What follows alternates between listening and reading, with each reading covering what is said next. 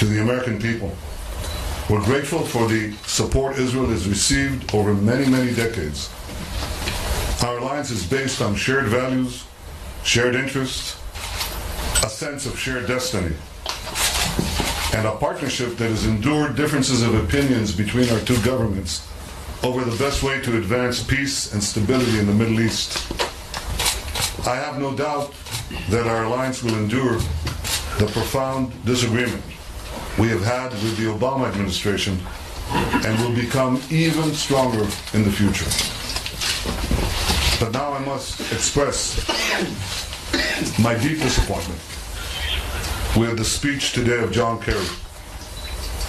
A speech that was almost as unbalanced as the anti-Israel resolution passed at the UN last week. In a speech ostensibly about peace between Israelis and Palestinians, Secretary Kerry paid lip service to the unremitting campaign of terrorism that has been waged by the Palestinians against the Jewish state for nearly a century. What he did was to spend most of his speech blaming Israel for the lack of peace by passionately condemning a policy of enabling Jews to live in their historic homeland and in their eternal capital, Jerusalem. Hundreds of suicide bombings, thousands, tens of thousands of rockets, millions of Israelis in bomb shelters are not throwaway lines in a speech. They are the realities that the people of Israel had to endure because of mistaken policies. Policies that at the time won the thunderous applause of the world. I don't seek applause. I seek the security and peace and prosperity and the future of the Jewish state. The Jewish people have sought their place under the sun for 3,000 years. And we're not about to be swayed by mistaken policies that have caused great, great damage. Israelis do not need to be lectured about the importance of peace by foreign leaders. Israel's hand has been extended in peace to its neighbors from day one, from its very first day. We prayed for peace. We've worked for it every day since then. And thousands of Israeli families have made the ultimate sacrifice to defend our country and advance peace. My family has been one of them. There are many, many others. No one wants peace more than the people of Israel. Israel remains committed to resolving the outstanding differences between us and the Palestinians through direct negotiations. This is how we made peace with Egypt. This is how we made peace with Jordan. It's the only way we'll make peace with the Palestinians. That has always been Israel's policy. That has always been America's policy. Here's what President Obama himself said at the UN in 2011. He said, peace is hard work. Peace will not come through statements and resolutions at the United Nations. If it were that easy, it would have been accomplished by now. That's what President Obama said. And he was right. And until last week, this was repeated over and over again as American policy. Secretary Kerry said that the United States cannot vote against its own policy. But that's exactly what it did at the UN. And that's why Israel opposed last week's Security Council resolution, because it effectively calls the Western Wall occupied Palestinian territory, because it encourages boycotts and sanctions against Israel. That's what it effectively does.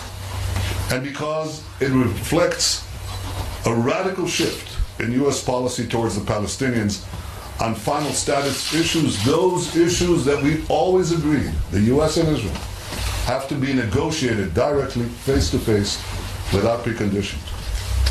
That shift happened despite the Palestinians walking away from peace and from peace offers time and time again, despite their refusal to even negotiate peace for the past 8 years, and despite the Palestinian Authority inculcating a culture of hatred towards Israel in an entire generation of young Palestinians.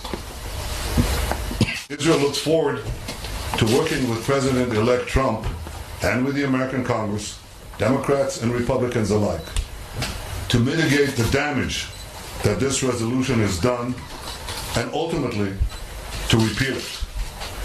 Israel hopes that the outgoing Obama administration will prevent any more damage being done to Israel at the UN in its waning days. I wish I could be comforted by the promise that the U.S. said we will not bring any more resolutions to the UN. That's what they said about this previous resolution.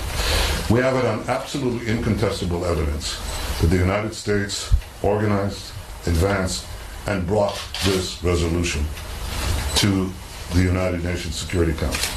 We'll share that information with the incoming administration. Some of it is sensitive. It's all true. You saw some of it in the protocol released in an Egyptian paper. There's plenty more. It's the tip of the iceberg. So they say, but we didn't bring it. And they could take John Kerry's speech with the 6 points. Could be raised in the French International Conference a few days from now, and then brought to the UN. So France will bring it, or Sweden, not a noted friend of Israel, could bring it. And the United States could say, well, we can't vote against our own policy. You just enunciated it. I think the United States, if it's true to its word, or at least if it's now true to its word, should now come out and say we will not allow any resolutions, any more resolutions in the Security Council on Israel. Period. Not we will bring or not bring, we will not allow any. And stop this game, the charades. I think that the decisions that are vital to Israel's interests and the future of its children, they won't be made through speeches in Washington or votes in the United Nations or conferences in Paris. They'll be made by the government of Israel around the negotiating table, making them on behalf of the one and only Jewish state, a sovereign nation that is the master of its own fate. And one final thought. I personally know the pain, the loss, and the suffering of war. That's why I'm so committed to peace.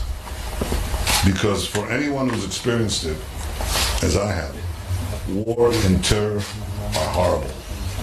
I want young Palestinian children to be educated like our children for peace. But they're not educated for peace. The Palestinian Authority educates them to lionize terrorists and to murder Israelis. My vision is that Israelis and Palestinians both have a future of mutual recognition, of dignity, mutual respect, coexistence. But the Palestinian Authority tells them that they will never accept, and should never accept, the existence of a Jewish state. So I ask you, how can you make peace with someone who rejects your very existence?